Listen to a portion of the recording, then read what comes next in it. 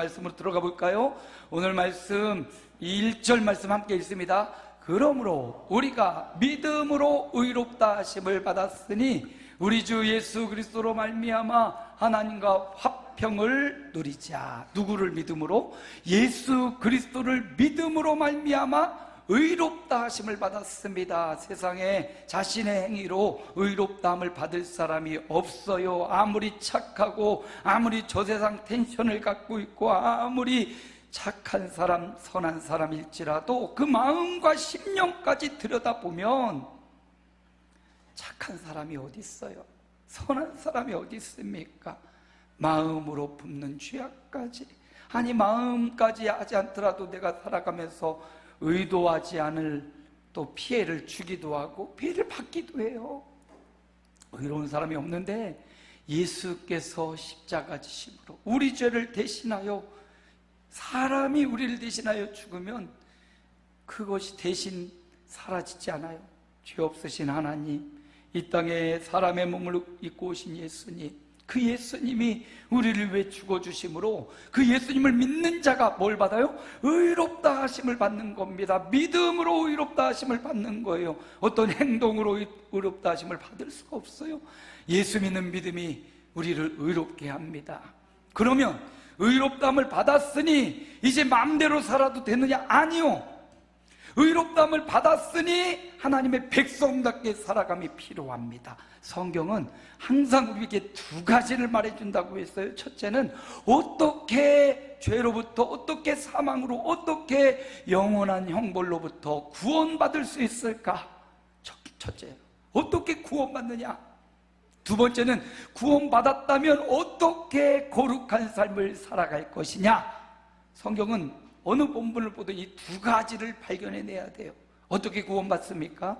예수 믿음으로 우리 죄를 위해 십자가 형벌로 우리 죄를 대속하신 예수 믿음으로 구원받고요. 어떻게 살아야 됩니까? 말씀 따라 살아야 돼요. 문화 따라, 환경 따라, 유행 따라 아니라 하나님의 명령과 그 말씀대로 사는 것이 바로 하나님의 백성의 마땅한 삶이다. 그래서 성경에도 역사적으로 출애굽을 통해서 보여줍니다. 이스라엘 백성, 죄 많은 애굽의 종살이하던 그들을 하나님이 먼저 권능으로, 큰 손과 강한 팔로 그들을 구원해내요.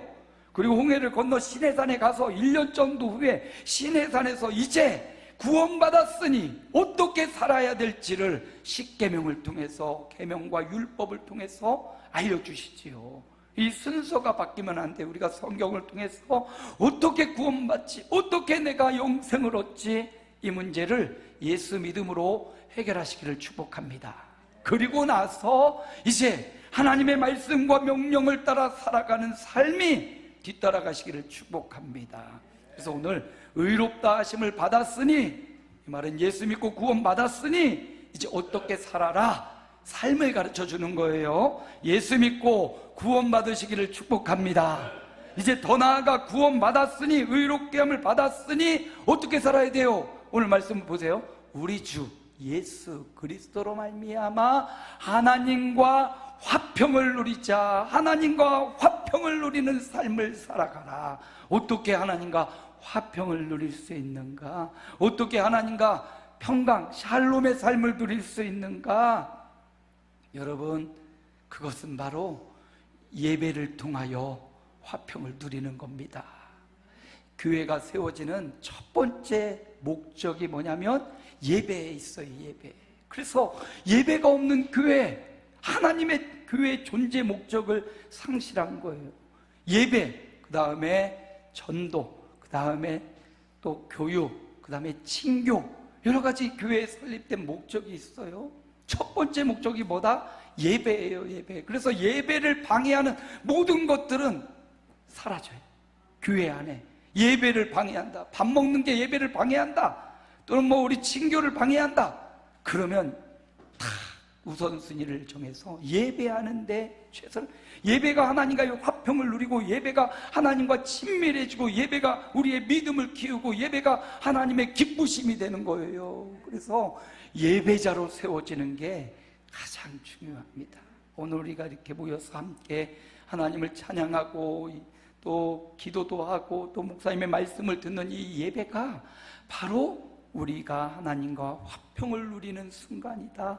여러분, 예배가 너무 중요해요. 지나간 세월에 다시 예배할 수는 없어요. 돌아갈 수도 없으니까. 그러나 오늘 지금 예배하는 저와 여러분, 그리고 우리의 다가올 언제까지 살지 모르지만 사는 날 동안 예배를 통해서 하나님과의 화해와 화평이 이루어지시기를 축복합니다. 어떻게 보면 이 주일 낮 1시간의 말씀보다 저는 어느 날 보면 새벽에 말씀을 한 20분, 25분 읽거든요. 말씀을 읽고 제 설교는 5분에서 7분 정도 하고 탁 끝나요. 어느 때 보면 새벽의 예배가 하나님에게는 더 기쁨이요 감격이 될 때가 제 마음에 있어요.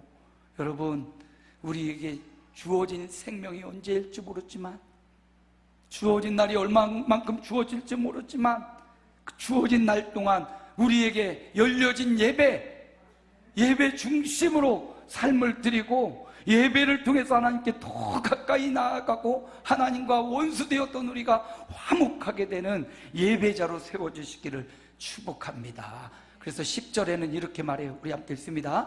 그의 아들의 죽으심으로 말미암아 하나님과 화목하게 되었은즉 화목하게 된 자로서는 더욱 그의 살아나심으로. 여기 보니까 화목이라는 단어가 나와요. 화목. 한 가정이 화목하려면 희생과 배려가 필요합니다. 한 공동체가 화목하려면 여기에도 희생과 배려가 필요해요. 작게 봅시다. 한 가정의 화목한 가정, 어떤 가정이 화목합니까? 아버지는 아버지로서의 역할을 잘 감당하고, 어머니는 어머니로서의 역할을 감당하고, 자녀들은 자녀들의 역할을 감당해야 돼요. 아버지는 너무 권위롭고 자기의 권위만 주장하면 화목할 수 없어요. 어머니는 난 맨날 희생만 한다고 잔소리하고 툴툴거리면 화목할 수 없어요. 자녀들은 부모를 공경하지 않고 부모님 말씀을 따르지 않고 제멋대로 살아가면 화목할 수 없어요. 하나님이 이 가정을 세우신 것은 그 가정 안에서 화목을 배우라고, 배려하고 희생하고 섬기지 않고는 화목이 일어날 수가 없습니다. 그런데 하나님이 의롭다함을 받은 저와 여러분은 어떻게 하라고요? 하나님과 화목한 삶을 살아라. 여기 화목은요, 화해하다라는 의미가 있어요. 화해하다. 예, 뭔가 서로 틀어졌을 때 누가 먼저 손을 내밉니까? 남편과 아내가 늘 감정이 똑같지 않아서 때로는 틀어지고 말하지 않고 토라질 때도 있죠. 누가 먼저 손을 내미십니까? 남편이 먼저 내밀기도 하고 아내가 먼저 내밀기도 하는데, 잘못을 더한 사람이 내밉니까? 아니면 잘못을 안 한 쪽이 내밉니까? 우리는 통상 잘못을 많이 했다 생각하는 사람이 손을 내밀기도 하고요, 또 다르게 생각하면 더 사랑하는 사람이 잘못했다고 화해의 손을 내미는 거예요. 더 사랑하는 사람, 서로 그냥 팽팽하면 서로 누가 더 사랑하는지 대결하는 거죠. 사랑하는 사람이 화해를 신청해요. 오늘 말씀해 보니까 하나님과 우리 사이에 누가 화해의 손을 내미는가 했더니 하나님께서 화해의 손을 내밀고 있다라는 말씀입니다. 우리는 죄인이고 우리는 하나님의 말씀을 떠나고 그릇 행하여 제 길로 가고 내 마음대로 살고 내 멋에 살고 내 자랑에 살고 내 마음대로 살아가는데, 이런 우리를 외면하지 않으시고 하나님이, 죄 없으신 하나님이 우리를 긍휼히 여기사 우리를 찾아오셔서 야야 옹기라, 그래 내가 미안하다고 손을 내미는 거예요. 요즘 최근에 근간에 일어났던 사건 사고 보니까 어떤 아주머니가 결혼을 했는데 남편 이혼하고 애를 혼자 키우기 너무 힘드니까요, 애를 고아원에 맡긴 거예요. 찾아올 수가 없어요. 너무 힘드니까 밤낮 일하고 열심히 일하고, 이 아이를 어떻게 자기의 가난의 대를 물려줄 수 없으니까 아이를 위해 보험도 들고 방도 마련하고 막 죽자 살자 일을 했대요. 근데 어느덧 18년의 세월이 지나 이 아들이 그 고아원에서 이제 퇴소를 하게 된 거죠. 퇴소해서 엄마를 찾아왔는데 그렇게 원망하면서 나를 살아있는 엄마가 있으면서 왜 나를 찾지 않았냐고, 내가 그 안에서 얼마나 힘들게 산 줄 아냐고 하면서 집에 와서는 그냥 친구들 불러다가 먹고 마시고 난장판을 피우고 일도 안 하고 그러다가 어머니를 살해해버린 이 비극적인 사건이 있어요. 여러분, 화해는 배려가 필요하고요, 화해는, 화목한 가정에는 서로를 용서하고 사랑하는 마음, 희생이 반드시 필요합니다. 그런데 부모된 입장에서 생각해 볼 때, 자녀를 양육하거나 그럴 때, 자녀가 잘못된 길로 가거나 그럴 때 어떤 마음이 들어요? 야야, 내가 너를 이렇게밖에 낳을 수 없어서 미안하다.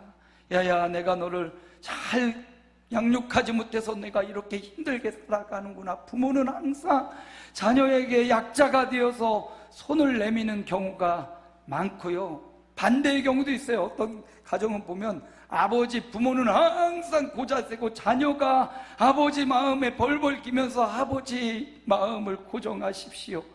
그거 부모라고 꼭 항상 먼저 손을 내미는 것도 아니고요, 자녀라고 늘 이렇게 감싸만 받는 것도 아니더라고요. 그 사람의 인격과 그 사람의 소양에 따라 자녀일지라도 부모의 마음을 품어주는 자녀도 있고요, 부모가 자녀의 마음을 안아주는 경우도 있어요. 그러나 보통은 부모가 자녀의 마음을 안아주고 미리 가서 손을 내미는 게 마땅한 부모의 모습 아니겠습니까? 하나님의 모습을 보세요. 하나님은 우리가 죄인 되었을 때, 우리가 악하고 우리 마음대로 살아갈 그때, 우리가 하나님을 없다고 생각하고 하나님을 무시하고 내 마음대로 살아갈 때, 내 좋은 것 찾아가고 그럴 때도 하나님은 찾아오셔서, 다가오셔서 화해의 손을 내미셔서 이 손 붙잡으라고, 내가 너를 사랑한다고, 내가 너와 화목하길 원한다고, 너가 제자리로 돌아오길 원한다고, 네가 믿음의 길을 가길 원한다고 하나님이 먼저 손 내밀고 계시는 그 손을 붙잡아라. 이게 뭐다? 예배예요. 예배가 우리가 정한 시간 정한 자리에서 예배할 때 하나님의 손을 내밀고 계시는 거예요. 그 손을 붙잡는 현장이 이 예배의 현장이라고. 물론 가정에서도 여러분이 예배하고 지나다니면서 기도할 수 있지만, 정한 시간 정한 장소에서 하는 이 예배는 하나님의 손을 붙잡으러 온 거예요. 손 내미는 그 손을 붙잡고 예배자로서 하나님을 공경하며 존중하고 그 하나님을 엎드려서 경배하는 예배자의 삶이 하나님과 화평을 누리는 삶이라는 사실, 오늘도 우리는 예배합니다. 하나님과 화목한 현장, 하나님이 주시는 평강을 누리는 현장, 하나님이 응답하시고 축복하는 현장, 날마다 하나님 앞에서 이렇게 예배하는 삶이 이어지시기를 주님의 이름으로 축복합니다. 두 번째, 의롭다함을 받은 자들은 어떻게 살아야 되냐? 5장 3절 함께 읽습니다. 다만 이뿐 아니라 우리가 환난 중에도 즐거워하나니 이는 환난은 인내를, 이어서 읽을까요? 인내는 연단은 소망을 이루는 줄 알미로다. 보십시오. 환난 중에도 즐거워한다. 환난 중에도 즐거워한다. 이 말은 다르게 말하면 평상시에도 즐거워한다. 그렇죠? 평상시에도 즐거워하고, 환난의 언어를 살펴보니까 고난과 고통과 어려움이라고 말하고 있어요. 우리 인생에 예수 믿고 구원받았지만 여전히 이 땅을 살아가는 우리에게 환난이 와요. 평상시에도 즐거워하지만 그 환난이 와도 즐거워하는 삶, 의롭다함을 값없이 받았으니 이 한 가지 사실만으로도 우리는 평상시에 기뻐하고요, 환난이 오고 고통이 와도 기뻐할 수 있는, 감사할 수 있는 삶, 그것이 바로 의롭다함을 받은 자들의 마땅한 삶이다. 근데 가만히 살펴보면 환난과 고통과 어려움이 어디서부터 오는지 여러분 한번 살펴보십시오. 여러분 지금 어려움을 당하고 있습니까? 고통과 힘듦이 있습니까? 근데 저는 가만히 생각해 보면 이것이, 이 환난과 고통이 저의 실수, 저의 잘못된 언어 행사, 그거로 인해서 제가 받는 고통이 더 많더라고요. 주님이 주시는 이 연단이나 주님이 주시는 훈련보다도 제가 못나서, 제가 실수해서, 제가 잘못해서 얻어지는 환난과 고통이 더 많더라고요. 그럼에도 불구하고 여러분, 그런 환난, 내가 잘못해서 얻는 환난도 그렇고 하나님이 우리를 연단시키는 환난도 그렇고, 이 환난은 반드시 인내를 가져옵니다. 인내하게 만드는 거예요. 참을성을 길러주는 거죠. 우리 몸에 계속 때리면 단단해지는 부분이 근육이래요. 근육은 힘을 주거나 압력을 가하고 또는 이렇게 두드릴수록 근육이 더 강해진대요. 자, 옆에 사람 한 대씩 때려주세요. 옆에 사람 한 대씩 때려주세요. 이건 그냥 때리는 게 아니라 근육을 강화시키는 훈련입니다. 예, 근육은 맞을수록, 이렇게 할수록 더 단단해진다고 그래요. 여러분, 우리의 인생도, 우리의 마음도 어려움과 고통을 겪을수록요 더 단단해진대요. 그런데 반대로 어떤 사람은 작은 어려움에도 막 뚝뚝 떨어지고 또 무너지는 사람이 있어요. 마음의 내공을 길러야 돼요. 마음의 힘을 좀 더 길러야 돼요. 그래서 환난과 고통을 통해서 여러분 마음이 단단해지기 바랍니다. 그리고 여러분의 몸도 나이 들수록 근육이 점점 감소하고 지방만 늘어나서 금방 골다공증이나 금방 근육통에 시달리기 쉬워요. 그러려면 근육을 단련시키고 근육을 이렇게 치든지 서로 쳐주든지 아니면 운동을 해가지고 근육을 길러서 우리 근육의 없어짐으로 인한 고통과 슬픔도 이겨내시기 바랍니다. 보세요. 환난과 고통과 어려움은 성도로 하여금 어떻게 하냐? 인내, 자만하게 만들고요, 또 연단하여서 잘 단련하여서 결국은 소망에 이르게 해요. 의롭다함을 받은 사람의 결과는요, 환난이 오고 고통이 오고 어려움이 와도 그 어려움을 바꿔서 인내하여 연단받고 하나님께로 소망을 갖게 만든다라는 겁니다. 그러므로 여러분, 우리 삶에 오는 고난을 하나님을 향한 소망의 재료로 바꾸시기 바랍니다. 고난에 묻혀서 죽으라고 고난과 환난을 주시지 않는다는 거예요. 성도의 고난은 인내와 연단과 소망, 결국은 하나님께로 시선이 집중되게 하는 소망으로 귀결되는 것입니다. 그런데 믿음이 있다고 하고 의롭다함을 받았다고 하면서 왜 나에게 이런 고통이 왔는가, 절망하고 소망이 아니라 땅으로 꺼지는 그런 인생 되어서는 안 됐다는 거죠. 오히려 하나님께 답이 있음을 믿고 하나님을 향하여 눈을 열고 하나님 앞에 엎드려 기도하고 하나님께 소망을 두는 저와 여러분의 삶이 되시기를 축복합니다. 환난 중에도 즐거워한다, 이 말은 범사에 감사한다 라는 말로 바꿀 수도 있겠죠. 데살로니가후서 5장의 말씀처럼 항상 기뻐하라, 쉬지 말고 기도하라, 범사에 감사하라, 이 말씀과 일맥상통하는 겁니다.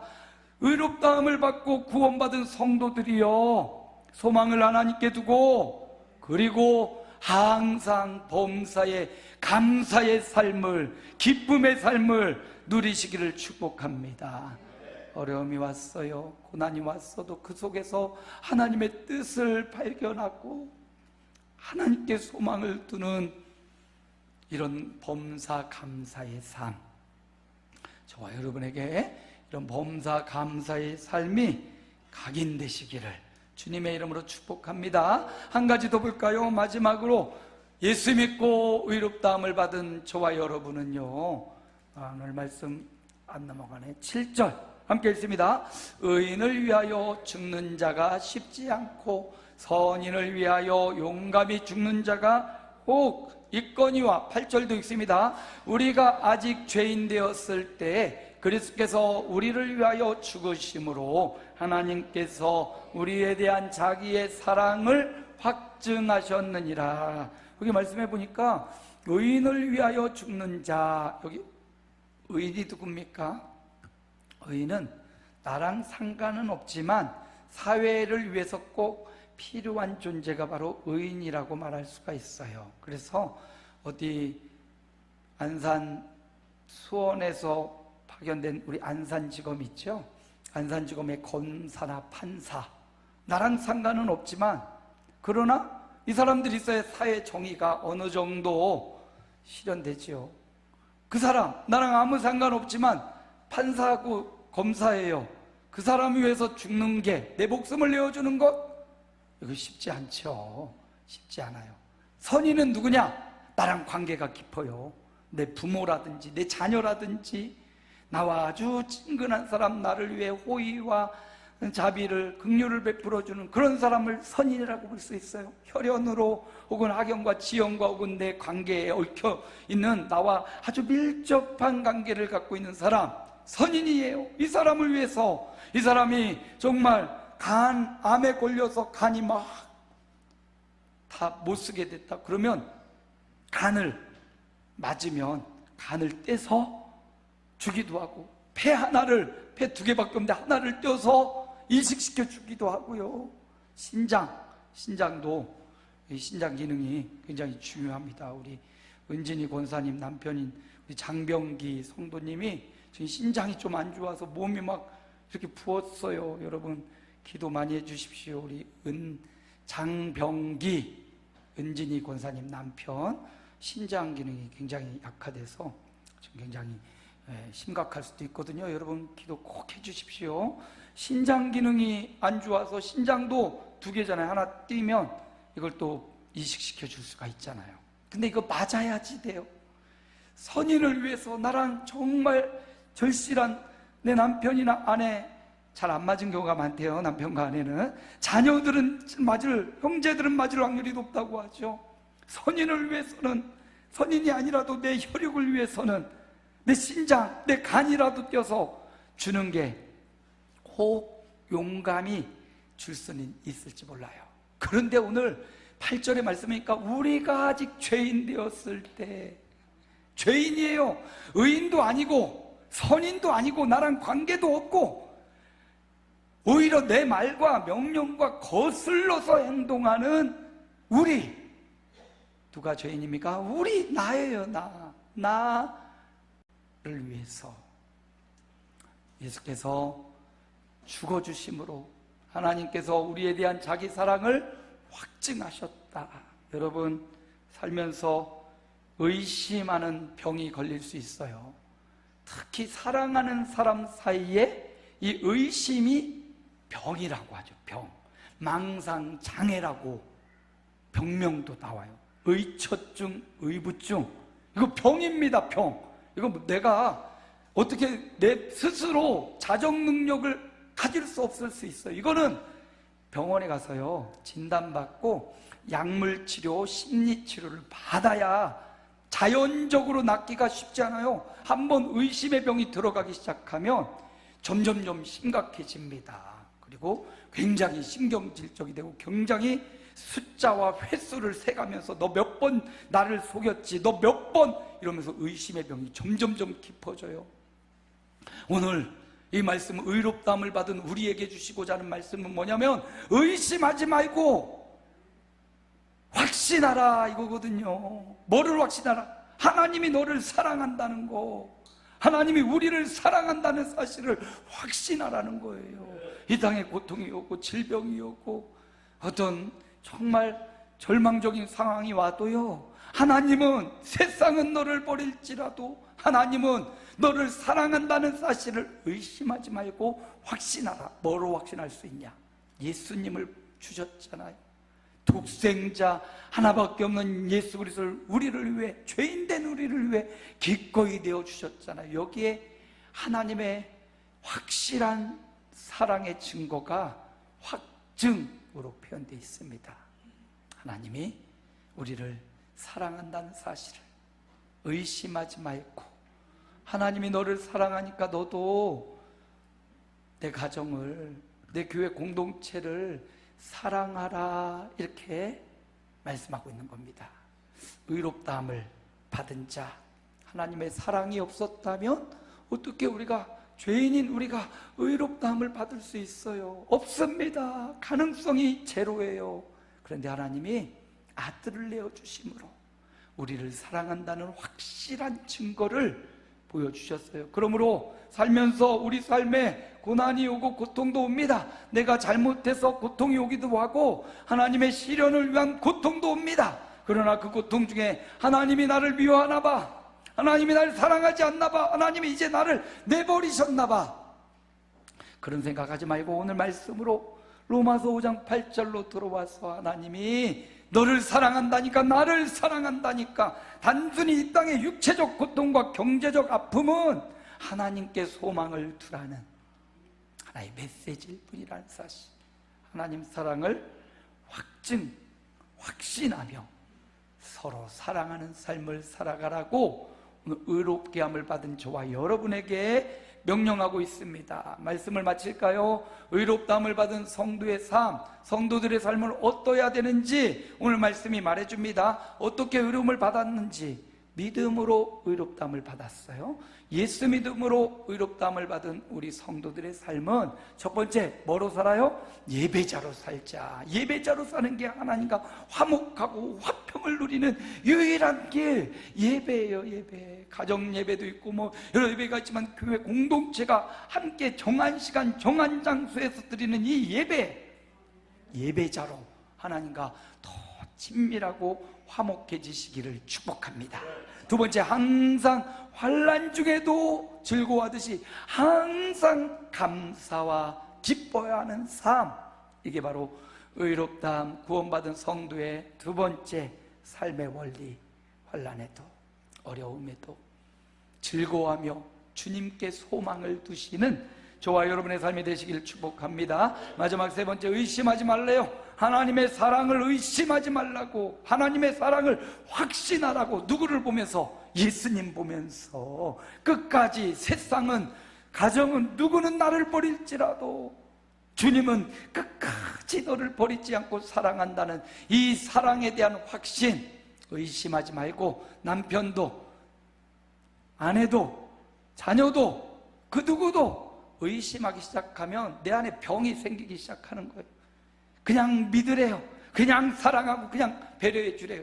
속이고 자꾸 그런 사람은 하나님이 치리하겠대요. 하나님의 다스림을 믿고 나는 어떻게 해요? 의심하지 말고 하나님을 믿고, 의심하지 말고 남편과 아내를 믿고, 의심하지 말고 우리 교회 공동체를 믿고 사랑하는 공동체가 되시기를, 의롭다함을 받은 저와 여러분의 삶이 되시기를 주님의 이름으로 축복합니다.